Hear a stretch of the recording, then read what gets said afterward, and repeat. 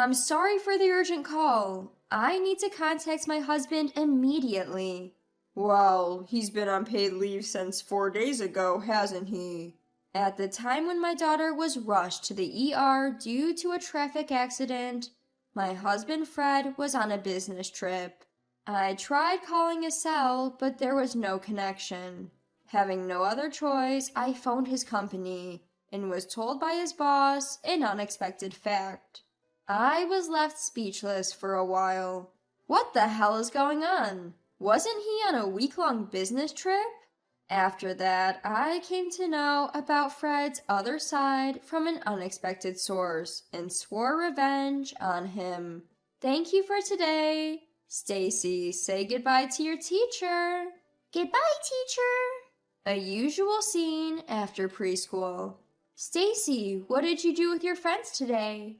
Origami. I made a doggy. Stacy, who just turned 5, was a weak child since birth.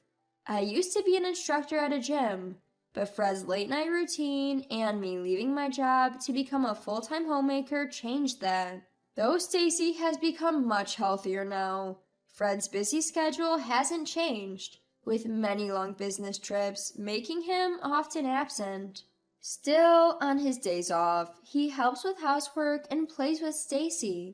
Fred is working hard for us. I have to protect Stacy. Mommy, look! There are flowers blooming. Stacy spotted a red flower blooming by the roadside, let go of my hand, and walked ahead. Mommy, look! Here! Watch out! What flew into my sight was a car rushing towards Stacy at a terrifying speed. At the same time, the air was torn apart by the sound of brakes. Stacy! For a moment, I didn't understand what happened. No, I might just not have wanted to understand. Stacy! Stacy! Call an ambulance! While holding her limp, small body, I somehow managed to take out my smartphone, but my hands were trembling so much that I couldn't dial. While I was doing that, a passerby who noticed the accident helped me. Without knowing how much time had passed, Stacy and I were transported by the ambulance that arrived. At the hospital, Stacy was taken to the treatment room.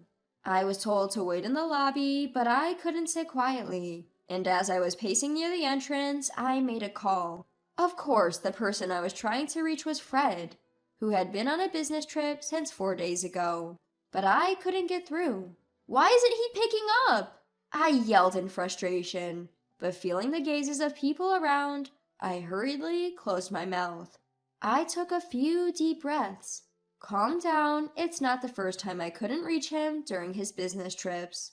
I was calling Fred's personal cell. I had thought it was understandable that he couldn't answer it during work, but now I regretted not asking for his work contact number. That's it. I'll contact Fred's company. Then they can reach out to Fred. If it's his work cell, Fred should answer immediately. With that thought, I immediately called Fred's company and explained the situation, and Fred's boss promptly answered. I'm sorry for the sudden call. I need to get in touch with my husband urgently. He's been on paid leave for a week starting from 4 days ago, hasn't he? Wait, what? Paid leave? A week? Hello, Mrs.? Are you okay? Yes, thank you. Excuse me. I ended the call in a daze. My husband Fred had indeed said that he was going on a business trip, yet the company claims that he's taking time off. Then where in the world is Fred? My mind was whirling with a variety of things, but I couldn't manage to organize my thoughts. Just then, Sally, are you okay? When I turned around at the sound of my name, I could see my friend Carol running toward me. Carol is a mom I met at the preschool that Stacy attends. From the time we met, we got along strangely well, and now we're as close as we've been friends since our student days. I heard about the accident at preschool. How's Stacy? She's undergoing treatment now. I was trying to get in touch with Fred. Oh, right. Is Fred coming over here? That's the thing. Mrs. Johnson, are you over here? When I was called again and turned around, this time it was a nurse rushing over to me. I felt a chill run down my spine. As I looked at the nurse in desperation, she smiled at me.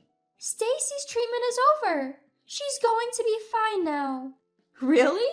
When I went to the hospital room, Stacy was on the bed, breathing steadily in her sleep. I was told by the doctor that she's now sleeping due to the medication, but she'll wake up soon. And I kept saying thank you over and over. Before I knew it, it was dark outside, and only the sleeping Stacy, Carol, and I were left in the quiet hospital room. Carol, thank you so much for coming. No need to thank me. More importantly, when is Fred supposed to be here? Carol, I have a favor to ask. What's the matter? You're so serious. Actually, I can't get in touch with Fred. He told me he was on a business trip, but it seems like he was lying. I don't know where he is now, so I want you to find him for me. I can't leave Stacy's side. Understood. I'll take care of it. Don't worry, leave it to me. Thank you, Carol. Of course, I'll make sure to thank you properly. Carol's firm and cheerful words were a huge relief, and I was finally able to smile a little. I was able to get in touch with Fred 3 days after the accident. Here's a souvenir from the business trip. My husband, still in his suit, nonchalantly offered me some sweets. During that time, of course, I had been trying to contact Fred constantly, but his phone was always unavailable. By the time Fred returned, Stacy had already been discharged and we were back home. I watched Fred, who was pretending to be busy with statements like, "The business trip was tough," and "I was super busy," with cold feelings. Why didn't you answer your phone or emails? I was trying to reach you the whole time. "That's because I was super busy." But you could have at least replied.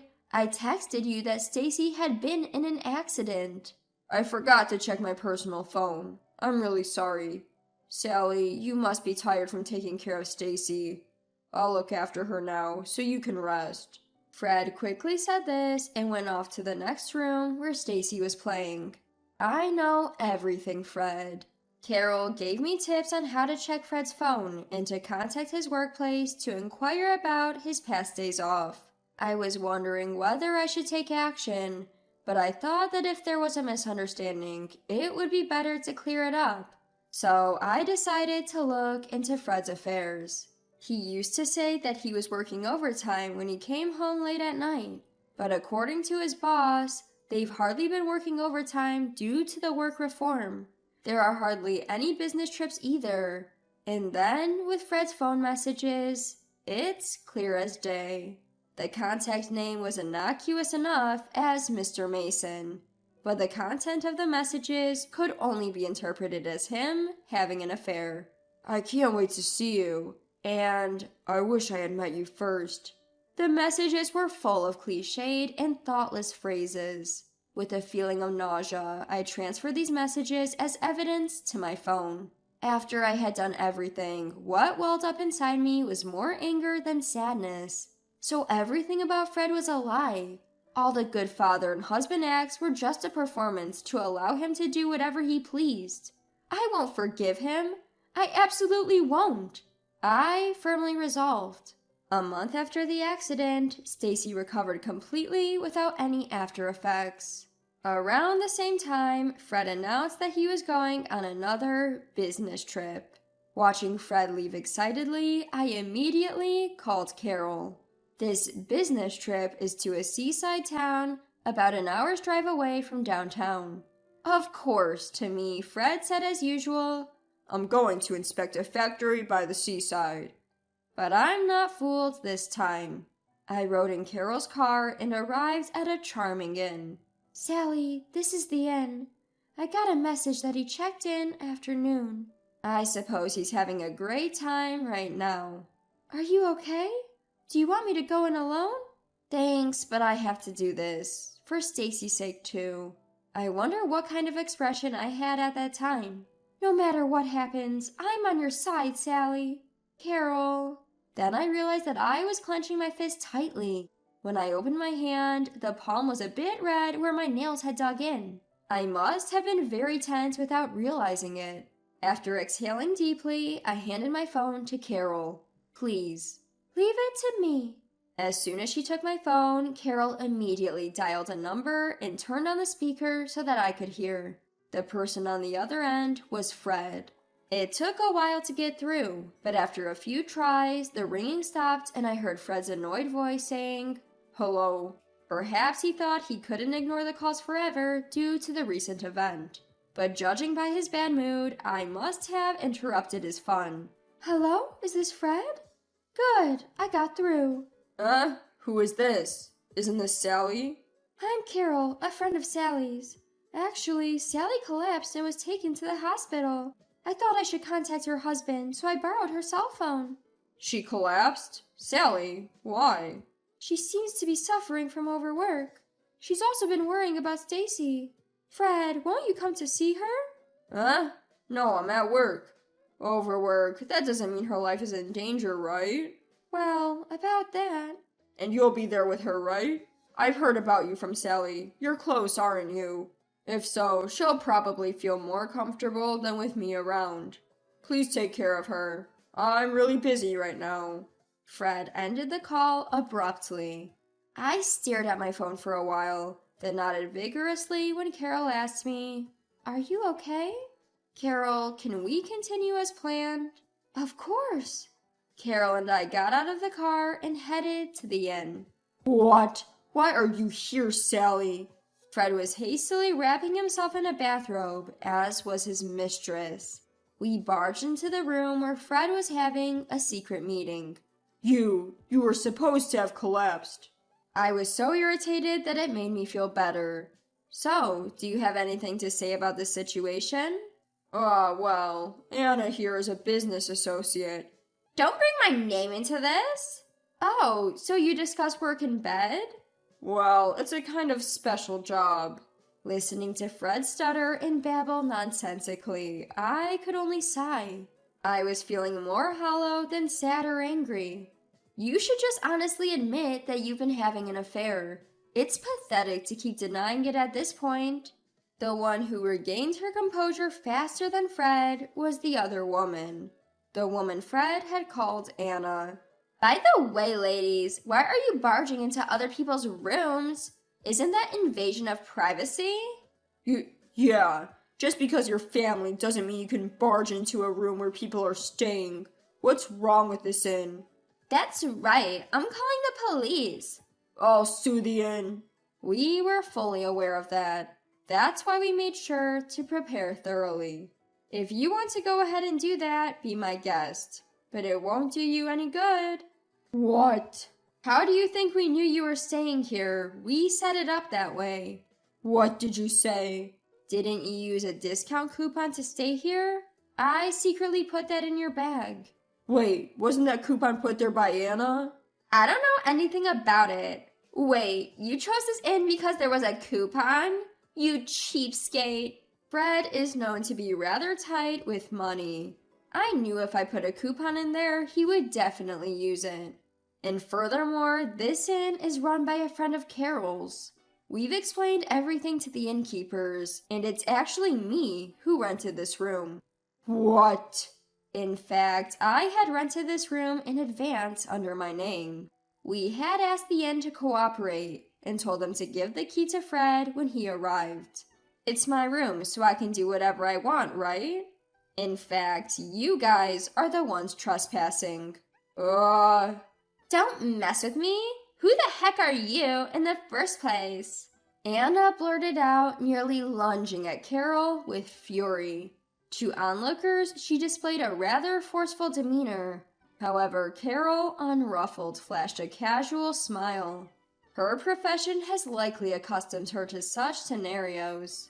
I'm a detective. A detective? You didn't happen to investigate my affair, did you? Well, who knows? Are you enjoying cornering people? I didn't know you were such a cruel person. If you had expressed concern about me on the phone earlier, I thought maybe there was still a chance we could make things right. His face turned pale, and he fell silent while I stared at him, now seeming like a stranger to me. I thought there might be a chance for us to make things right for Stacy's sake, but it seems impossible. Please, let's get a divorce. Divorce? Wait. I don't intend to agree to a divorce. What you think doesn't matter. By the way, we have gathered plenty of evidence of your affair, so no matter how you struggle, I'm sure you'll be at a disadvantage. Anna won't abandon me, right? Oh, right. This is a little bonus information for you. She's seeing someone else. What? Shut up. Don't say unnecessary things, stupid detective lady. Anna, you're joking, right? You always said you were devoted to me. Ugh, so annoying. What's with being devoted? You cheat, but it's unacceptable for the other person? Give me a break. No, Sally, I'm sorry, I won't do it again. Please, just not a divorce. I'll have my lawyer communicate about everything from here on out. Hopefully, we never meet again. Goodbye. I guess I should go home too. Sally, Anna, please, wait. Don't leave me alone. As I heard Fred's pitiful cries behind me, Carol and I left the motel. 1 month later, Fred agreed to the divorce. His affair had been well documented, and moreover, it was revealed that he had dipped into the household savings and Stacy's college fund for his indiscretions. Fred ended up paying a total of $50,000 in payback and alimony, while Anna, his affair partner, paid $30,000. This ensured I would not have to worry about living expenses for the time being. As for Fred, his indiscretions were exposed to his workplace when I called his office about Stacy's accident. As a result, Fred lost his job after becoming the target of derision from his coworkers. After paying the alimony and becoming penniless, Fred began living a day-to-day life on daily wages. Meanwhile, I ended up working as a detective at the agency where Carol works. Carol told me, Sally, you used to be a fitness instructor, so you're physically strong. More importantly, you have guts, so you might be surprisingly suitable for this job. I hope to someday help women in distress, just like Carol helped me.